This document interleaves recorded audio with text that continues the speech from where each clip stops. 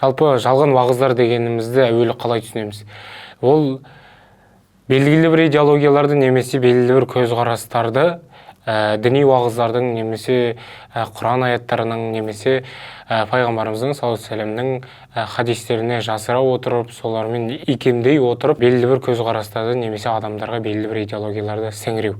Ал енді оларға қарсы иммунитетті қалай қалыптастырамыз дегенде, ең әуелі сыни ойлау жүйесін қалыптастырған және берілген уағызға немесе берілген ақпараттарға сыни тұрғыда ойланып қарай білу керек. Бұл неге бұлай айтылып жатыр? Сәл бір күмәнді дүниелер болатын болса, соларды сұрай білу. Егер бұл әлеуметтік желідегі уағыздар болатын болса, оның шығу тегін, қай жерден келгенін немесе ол парақшада қандай видеолардың жарияланғанын әуелі қарап тексеріп алған дұрыс.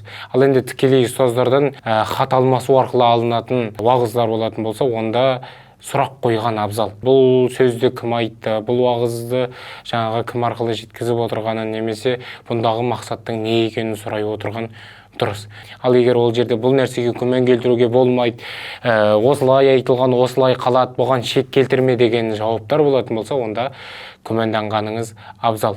Шын мәнінде діни уағыздар, жалпы дұрыс жолға жетелейтін діни уағыздар ешқашан салт санаға, дәстүрге, қазақтың ұлттық құндылықтарына және адами құндылықтарға қайшы келмейді.